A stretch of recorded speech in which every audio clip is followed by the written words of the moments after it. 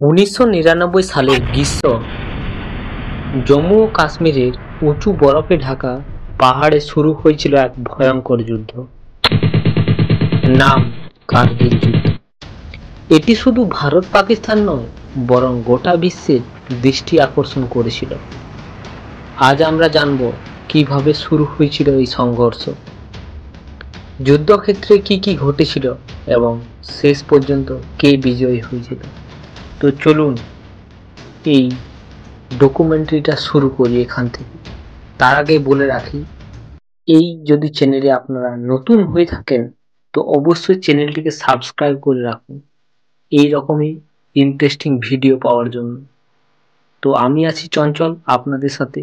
তো চলুন এবার 1947 সালে ভারত বিভক্তির পর থেকে কাশ্মীর ইস্যু নিয়ে ভারত পাকিস্তানের মধ্যে একাধিক যুদ্ধ হয়েছিল, কিন্তু 1998 সালে ভারত ও পাকিস্তান উভয় পারমাণবিক পরীক্ষা চালানোর পর পরিস্থিতি আরো উত্তপ্ত হয়ে ওঠে।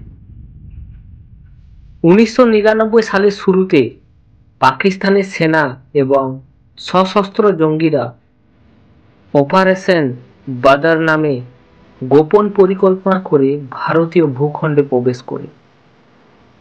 তারা কার্গিল জেলার উঁচু পাহাড়ি এলাকায় চুপিসারে দখল নেয়।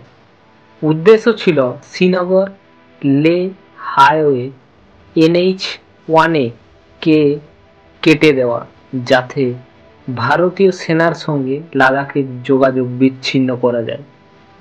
মে 1999 ভারতীয় রাখালরা প্রথম অস্বাভাবিক কিছু লক্ষ্য করে।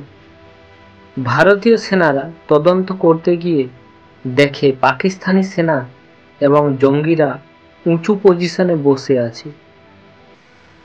ভারত শুরু করে অপারেশন বিজয়। 26 মে ভারতীয় বিমান বাহিনী যোগ দেয় মিরাজ 2000 ফাইটার জেট, যা থেকে বোমা বর্ষণ শুরু হয়। এটা ছিল প্রথমবার যখন ভারতীয় বায়ুসেনা এত উচ্চতায় যুদ্ধ চালায়। কার্গিল যুদ্ধে তিনটি প্রধান এলাকা ছিল।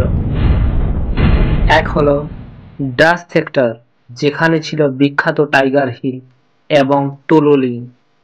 দ্বিতীয়ত হলো বাতালিক সেক্টর।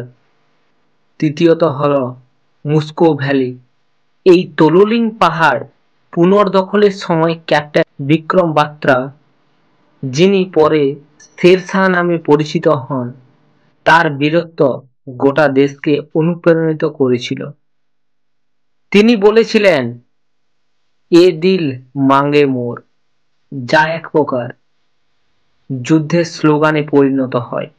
টাইগার হিল পুনর্দখল করতে ভারতীয় সেনাদের প্রচণ্ড লড়াই করতে হয়। জুলাই মাসের শুরুতে অবশেষে ভারতীয় পতাকা উড়ে এই টাইগার হিলে।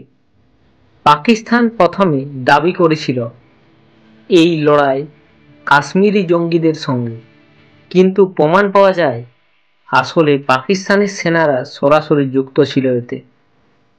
আমেরিকা এবং আন্তর্জাতিক সম্প্রদায় ভারতের অবস্থানকে সমর্থন করে। মার্কিন প্রেসিডেন্ট বিল ক্লিন্টন স্পষ্ট করে দেন পাকিস্তান যেন সেনা সরিয়ে নেয়। এতে পাকিস্তান চাপে পড়ে। 26 জুলাই 1999 ভারত ঘোষণা করে অপারেশন বিজয় সফল হয়েছে। সমস্ত অনুপ্রবেশকারীদের বিতাড়িত করা হয়েছে। এই দিনটিকে আজও কার্গিল বিজয় দিবস হিসাবে পালন করা হয়। কিন্তু এই যুদ্ধের মূল্য ছিল ভয়াবহ। প্রায় 527 জন ভারতীয় সেনা শহীদ হন। পাকিস্তানের ক্ষয়ক্ষতিও আরো বেশি হলেও তারা সঠিক সংখ্যা প্রকাশ করেনি। কার্গিল যুদ্ধ প্রমাণ করে পাহাড়ের বরফে ঢাকা সীমান্ত যত কঠিনই হোক, ভারতীয় সেনারা শেষ রক্তবিন্দু পর্যন্ত লড়াই করতে জানে। কার্গিল যুদ্ধ শুধু একটি সামরিক সংঘর্ষ নয়, এটি ভারতীয় সেনার সাহস, ত্যাগ এবং আত্মবলিদানের প্রতীক।